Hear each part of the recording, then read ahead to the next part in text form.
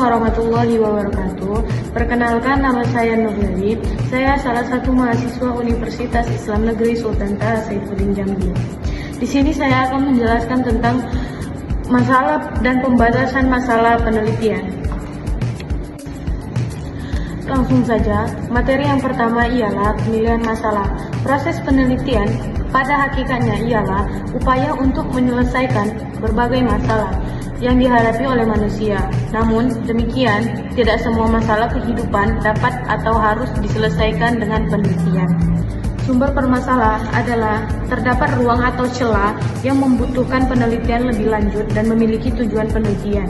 Sebelum membahas sumber permasalahan, harus mengenal apa itu masalah pada sebuah penelitian. Baik, materi yang kedua ialah teknik perumusan masalah. Menurut Nur Haida 2017, penelitian rumusan masalah disebut juga pernyataan dari masalah, statement of problems, yaitu pernyataan singkat dari masalah yang akan diteliti. Baik, selanjutnya ialah landasan teori. Kuncoro mendefinisikan teori adalah suatu kumpulan ungkapan atau rancangan yang dapat dipercaya berlaku secara umum di mana saling berkaitan, serta digunakan dalam menerangkan hubungan yang muncul antara beberapa variabel yang diamati. Jenis dan tingkatan teori. Menurut Mark 1963, sebagaimana dikutip oleh Sugiono 2010, menyebutkan beberapa jenis dari teori meliputi yang pertama ialah teori yang deduktif, yang kedua teori yang induktif, dan yang ketiga teori yang fungsional. Teori deduktif ialah yang memberikan keterangan dimulai dari pendapat yang hanya berdasarkan dugaan atau pikiran yang dipahami mendalam secara teoritis, tertentu ke arah data yang akan diterangkan.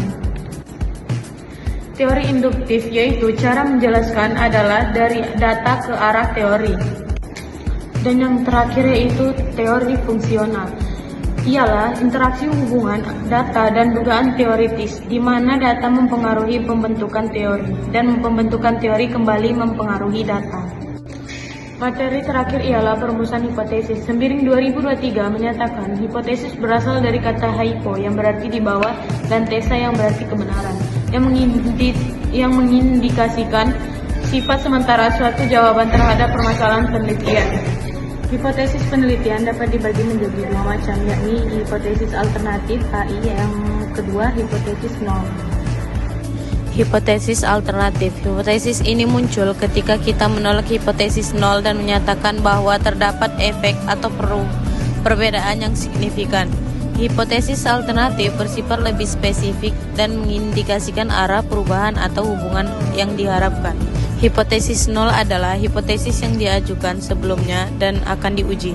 Penolakan hipotesis nol menunjukkan adanya bukti statistik yang cukup untuk menyatakan bahwa terdapat sesuatu yang signifikan, seperti efek atau perbedaan di antara kelompok atau variabel yang diuji.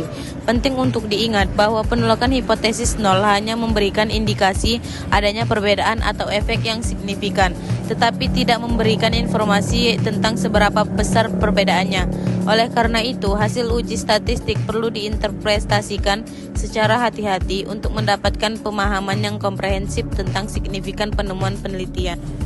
Nazir 2005 menyatakan bahwa menemukan suatu hipotesis merupakan kemampuan si peneliti dalam mengaitkan masalah-masalah dengan variabel-variabel yang dapat diukur dengan menggunakan suatu kerangka analisis yang dibentuknya. Menggali dan merumuskan hipotesis mempunyai seni tersendiri. Si peneliti harus sanggup memfokuskan permasalahan sehingga hubungan-hubungan yang terjadi dapat diterka. Baik, hanya sekian yang dapat saya jelaskan dari judul tersebut. Dapat kita simpulkan ialah pemilihan masalah adalah tahap penting dalam penelitian, di mana penelitian harus menentukan permasalahan yang ingin diteliti dengan jelas. Permasalahan tersebut harus menunjukkan kesenjangan antara harapan dan kenyataan dan bisa berasal dari pengalaman, observasi, atau literatur. Baik, terima kasih atas perhatiannya. Saya tutup. Assalamualaikum warahmatullahi wabarakatuh.